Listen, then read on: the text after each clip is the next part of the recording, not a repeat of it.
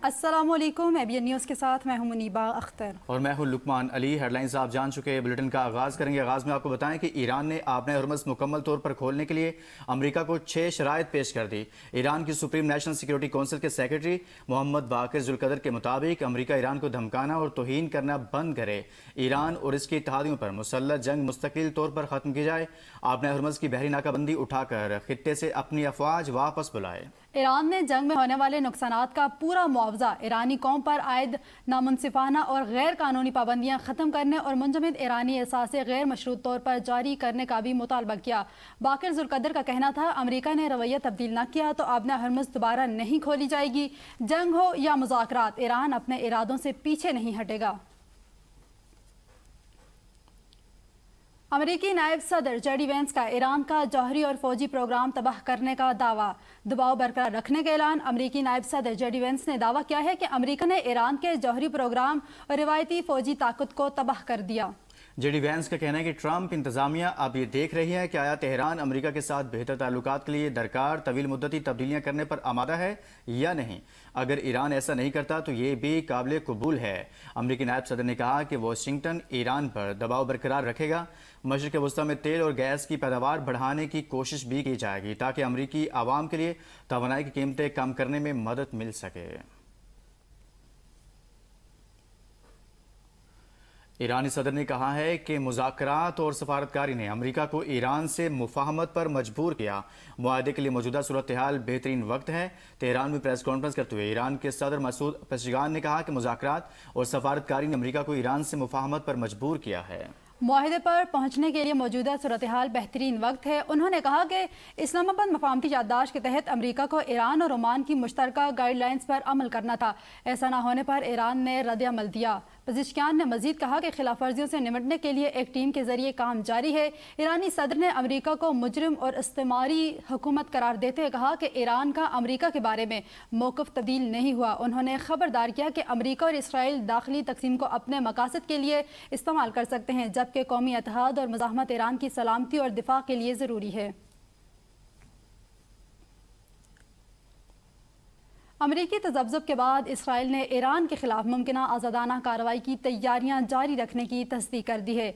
Israeli media के मुताबिक Iran के खिलाफ जारी जंग एक नए मरहले में दाखिल होती दिखाई दे रही है। अमरीकी फौजी क़यादत में ईरान के खिलाफ मजीद बड़े फ़िज़ाई हमलों की अफादियत पर सवालात और जंग से निकलने के रास्ते तलाश करने की इतलात के बाद इसराइल ने मुमकिना आज़ादाना कार्रवाई की तैयारी जारी रखी हुई है।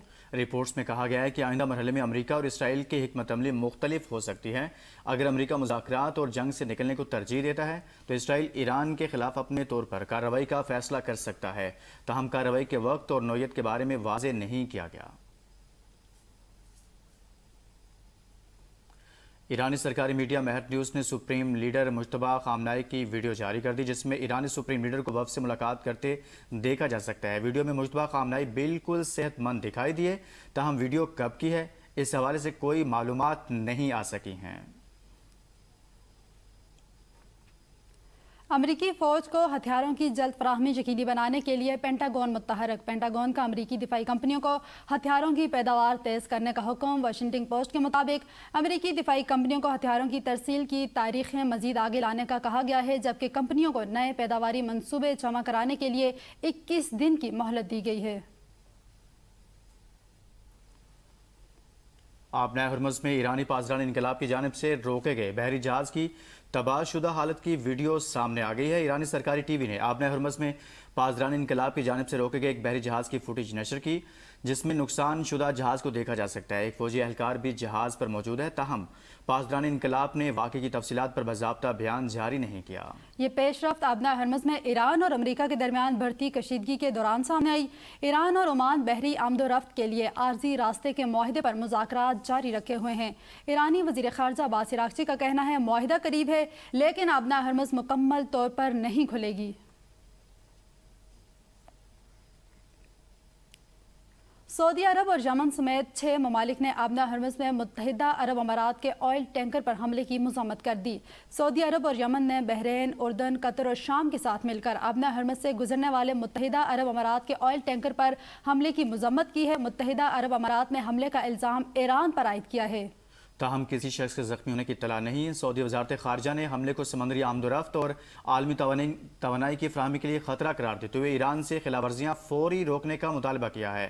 یمن نے حملے کو تجارتی جہازوں کی سلامتی کے لیے سنگین خطرہ قرار دے کر فوری طور پر حملے روکنے اور بین الاقوامی قوانین کی پاسداری کا مطالبہ کیا ہے۔ ترکیہ، پاکستان اور سعودی عرب کے درمیان دفاعی معاہدہ تکنیکی طور پر نیٹو کے آرٹیکل 5 جیسا ہے، جس کے تحت کسی ایک رکن پر حملہ تمام ارکان کے خلاف حملہ تصور کیا جاتا ہے۔ ترک وزیر خارجہ حاکان فیدان نے کہا، دفاعی معاہدے کا ہدف ایران نہیں ہے۔ معاہدے کے ذریعے کسی ملک کو بھی ہدف نہیں بنایا گیا جب تک وہ معاہدے میں شریک کسی رکن ملک پر حملہ نہ کرے۔ معاہدے کے تحت وزارت خارجہ کی ایک کمیٹی اور جنرل سیکریٹریٹ بھی قائم کیا جائے گا جو نیٹو کے نظام سے مماثلت رکھتا ہوگا۔ کچھ تکنیکی معاملات حل ہونے کے بعد ممکن ہے مصر بھی دفاعی معاہدے میں شامل ہو جائے۔ ان کا کہنا تھا، بحیرہ احمر میں بحری جہازوں کی سلامتی ترکی کے مفادات سے متعلق ہے، اس لیے ترکی کو سعودی عرب کی جانب سے قائم کی جانے والی بین الاقوامی اتحادی کوششوں میں شامل ہونا چاہیے۔ امریکہ کی جانب سے پاک ترک سعودیہ دفاعی معاہدے کا خیر مقدم مکہ معاہدہ صدر ٹرمپ کی ایک اور کامیابی ہے۔ امریکی رکن کانگریس کہتے ہیں کہ پاکستان، ترکی اور سعودی عرب کا دفاعی معاہدہ مشرق وسطی میں امن، استحکام اور خوشحالی کے فروغ سے متعلق ٹرمپ پالیسی کی ایک اور کامیابی ہے۔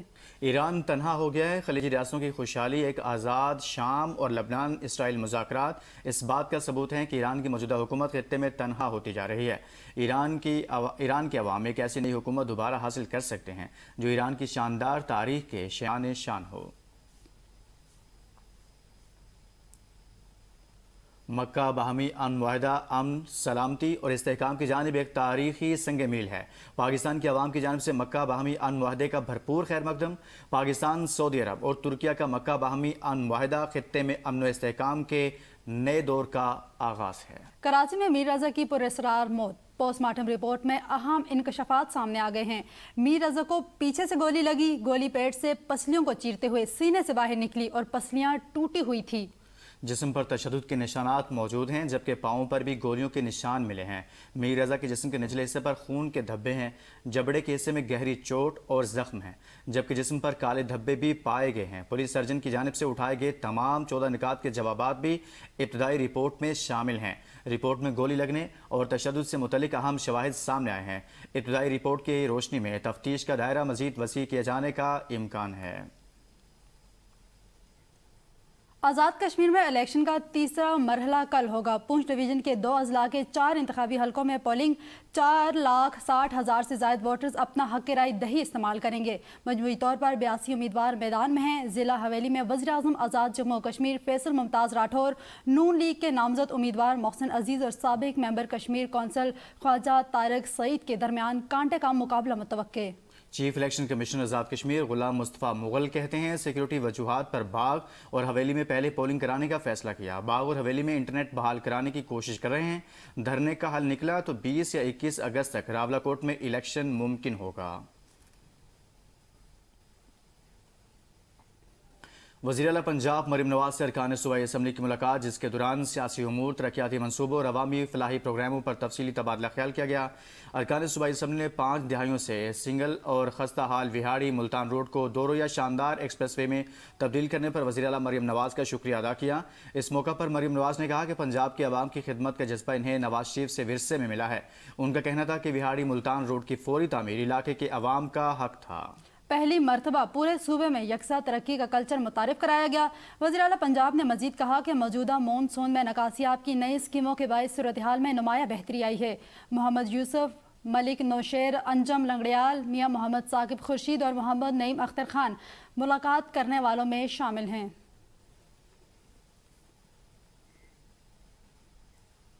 محکمہ صحت خیبر پختونخوا نے 2 سالہ روٹیشن پالیسی پر سختی سے عمل درآمد کا فیصلہ کر لیا۔ محکمہ صحت نے انتظامی دفاتر اور غیر طبی شعبوں میں 2 سال سے زائد عرصے سے تعینات ملازمین کی فہرستیں طلب کر لی۔ مراسلے کے مطابق 2 سال یا اس سے زائد عرصہ ایک ہی جگہ پر تعینات ملازمین 2 سالہ روٹیشن پالیسی کے تحت تبادلے کے اہل ہوں گے۔ محکمہ صحت نے ملازمین کے خلاف موصول ہونے والے شکایات اور ان کے خلاف کی جانے والی تادیبی کارروائیوں کی تفصیلات بھی طلب کر لی ہیں۔ مراسلے میں ہدایت کی گئی ہے کہ منفی فہرست میں شامل ملازمین کے خلاف شکایات یا منفی ریکارڈ کی تفصیلات دستاویزی ثبوت کے ساتھ فراہم کی جائیں۔